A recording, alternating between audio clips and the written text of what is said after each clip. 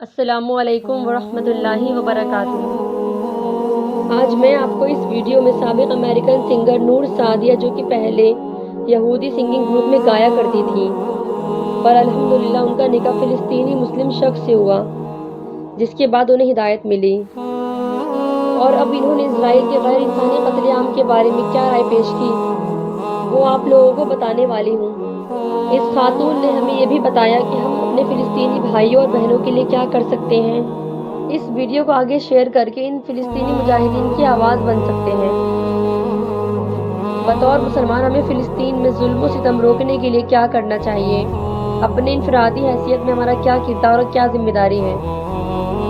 انہوں نے بتایا کہ ہم اس کے خلاف اٹھ سکتے ہیں، ہم اپنا دفاع کرنے والے مسلمانوں کی حمایت کر سکتے ہیں، اور بطور مسلمان ہمیں حق کے لیے آواز اٹھانے والا ہونا چاہیے۔ ہمیں اپنے دین کا واضح نمائندہ بننا ہوگا، ہمیں لفظی نہیں عملی مسلمان بننا ہوگا۔ یعنی صرف روزہ اور نماز کافی نہیں ہے، کیونکہ ہمارے پڑوسی یا دوسرے لوگ نماز روزہ نہیں بلکہ ہمارا رویہ اور طرز عمل دیکھتے ہیں، اور ہمیں اسرائیلی جہنم میں بسنے والے ان بہادر اور قابل تعریف غازہ والوں کو ہر ممکن سپورٹ دینا چاہیے۔ اگر وہ اتنی تکلیفیں سہ رہے ہیں تو ان کا ایمان بہت مضبوط ہے، ہمیں آواز اٹھانی ہی ہوگی۔ یہ ان 3 کاموں میں سے ایک کام ہے جو ہمیں لازماً کرنا چاہیے۔ یا تو آپ اسے اپنے ہاتھ سے روکیں، یا اپنی آواز سے، یا کم از کم اپنے دل سے برا جانیں۔ لیکن اب دل میں برا جاننے کا وقت جا چکا ہے۔ یہ وہ وقت ہے جہاں ہمیں اپنی آواز اٹھانی ہوگی۔ اس سے پہلے میں آپ کو سابق امریکی نور سعدیہ کی زبانی دکھاؤں کہ وہ فلسطین کے حالات کو دیکھ کر کیا بیان کر رہی ہیں۔ آپ لوگوں سے ایک چھوٹی سی ریکویسٹ ہے کہ اگر آپ میرے چینل پر نئے ہیں تو پلیز میرے چینل کو سبسکرائب کریں، ویڈیو کو لائک اینڈ شیئر ضرور کریں۔ جزاک اللہ۔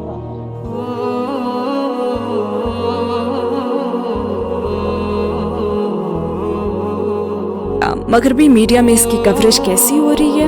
بالکل بھی نہیں۔ واقعی جانبداری سے وہ فلسطین کی حمایت میں تو بالکل بھی نہیں ہے۔ میں اسے زائنسٹ یا صہیونی سامراج ہی کہوں گی، کیونکہ یہ سب کچھ صہیونی سامراج ہی کی طرف سے کیا جا رہا ہے۔ میں یہودیوں کا نام نہیں لوں گی، کیونکہ ہم ایسے یہودیوں کو بھی جانتے ہیں جو اس صورتحال کی حمایت نہیں کرتے، لیکن ہاں، صہیونی سامراج کا بڑا مضبوط ایجنڈا ہے۔ اور آج صبح ہی میں نے ایک دلچسپ بات سنی کہ یہ لوگ نازی سامراج کی عالمی ٹیکنیک استعمال کر رہے ہیں، جو یہ ہے کہ اگر آپ کسی چیز کو بار بار دہراتے رہیں تو لوگ اس پر یقین کر لیں گے، اور ان کے پاس ساؤنڈ بائٹس کا بہترین سیٹ ہے۔ انہیں بس یہ ساؤنڈ بائٹ چلانا ہوتا ہے۔ اسرائیل کو اپنے ڈیفنس کا حق ہے اس زمین پر کہ جہاں بچوں کو قتل کیا گیا تھا۔ ظاہر ہے اس میں کسی بات کا بھی ثبوت نہیں ہوتا، لیکن اگر آپ اسے لمبا عرصہ دہراتے رہیں، خصوصاً آج کل کے لوگوں کے سامنے جو سوچنا، سمجھنا، اسٹڈی کرنا اور ریسرچ کرنا ہی نہیں چاہتے، اور ویسے بھی ہمیں دوسرے لوگوں کی بات سننے کا موقع بھی نہیں دیا جاتا کیونکہ انہیں مغربی میڈیا میں چپ کروا دیا جاتا ہے، تو پہلی بات یہی کی جاتی ہے، ظاہر ہے اسرائیل کو اپنے ڈیفنس کا حق ہے، لیکن یہ ڈیفنس تو نہیں ہے، یہ ڈیفنس نہیں ہے، یہ قبضہ ہے، یہ ظلم ہے۔ پتہ ہے یہ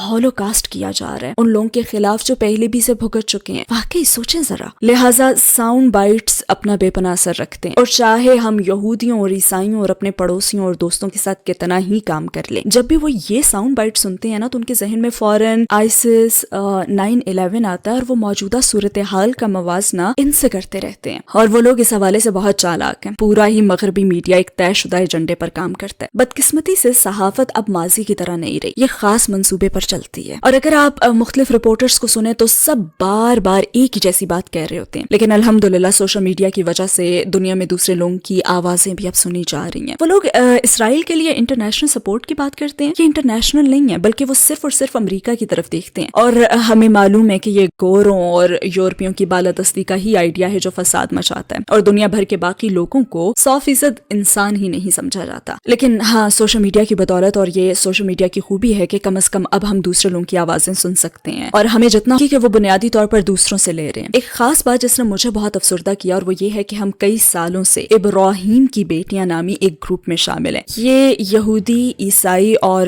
مسلمان بہنوں کی ایک شاندار کمیونٹی ہے، ہمارے درمیان محبت کا تعلق ہے، ہم مہینے میں ایک بار ملتے ہیں اور ایک موضوع چن کر اس پر تینوں مذاہب کے حوالے سے بات کرتے ہیں، اور وہ مسلمانوں کے متعلق جان کرنا ہمیشہ حیرت زدہ رہتی ہیں، کیونکہ وہ ان کے متعلق زیادہ جانتی ہی نہیں ہوتی۔ اور پھر اچانک سے 7 اکتوبر آیا، اور وہ سب اسرائیل کی حمایت کرنے لگ گئیں کہ ہمیں مدد اور سپورٹ کرنی چاہیے. اور میں اتنی افسردہ اور تنہا رہ گئی کہ تم یہ بات ثابت یا رد کرنے کے لیے ہمیں 1 منٹ بھی دینے کے لیے تیار نہیں ہو اور فوراً ہی ان کی باتوں پر یقین کر لیتی ہو. اور تم ہمیں جانتی ہو، ہم پہلے بھی اس موضوع پر بات کر چکے ہیں، لہٰذا یہ بہت مایوس کن بات ہے. اور آج ہی رات ہماری میٹنگ ہے، مگر میں نے کہہ دیا کہ میں نہیں آؤں گی کیونکہ مجھے بہت غصہ ہے، لیکن کچھ مسلمان بہنیں کہہ رہی ہیں کہ پلیز پلیز آپ کو آنا ہوگا. چونکہ میرے شوہر ایک فلسطینی ہے، لہٰذا میں اس رشتے سے فلسطینی ہوں. اور میری ساس، اللہ ان پر رحم کرے، اکثر کہا کرتی تھی یہ پیدائشی فلسطینی ہے، ہم سب فلسطینی ہیں. میں ان کے مقصد میں ان کے ساتھ ہوں. میری ایک فرینڈ نے بھی مجھ سے کہا، او جب تم مسلمان نہیں تھیں تو یقیناً اسرائیل کی حمایت کرتی ہوں گی. تو میں نے کہا نہیں، کبھی بھی نہیں. مسلمان ہونے سے پہلے بھی میں نے صہیونی ایجنڈے کی حمایت نہیں کی. میں اسے ظلم اور ناانصافی ہی سمجھتی تھی، اور اس سامراج کے لیے امریکی حمایت کو میں کبھی نہیں سمجھ سکی.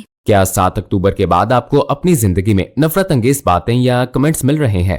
میں نے اپنی کسی فرینڈ سے ایسا کچھ سنا نہیں ہے، تاہم شکاگو میں خوفناک واقعہ ہوا ہے جہاں پہ ایک فلسطینی بچے کو شہید کر دیا گیا تھا. اس کے علاوہ الحمدللہ ایسا کوئی واقعہ نہیں ہوا اور ابھی تک کوئی شدید رد عمل بھی نہیں آیا الحمدللہ اب تک. لیکن ہمیں خبردار کیا جا رہا ہے کہ ہمیں محتاط رہنا چاہیے. ویسے مجھے اپنا فلسطینی لباس اور اسکارف پہننا پسند ہے، لیکن میں احتیاط کرتی ہوں کہ جب اکیلی باہر جاؤں تو یہ نہ پہنوں. ہاں، جب میں فنکشن یا فرینڈس کی طرف جاؤں تو انہیں پہنتی ہوں، لیکن میں فلسطینی لباس پہن کر خود کو نمایاں کر کے باہر نہیں جاتی.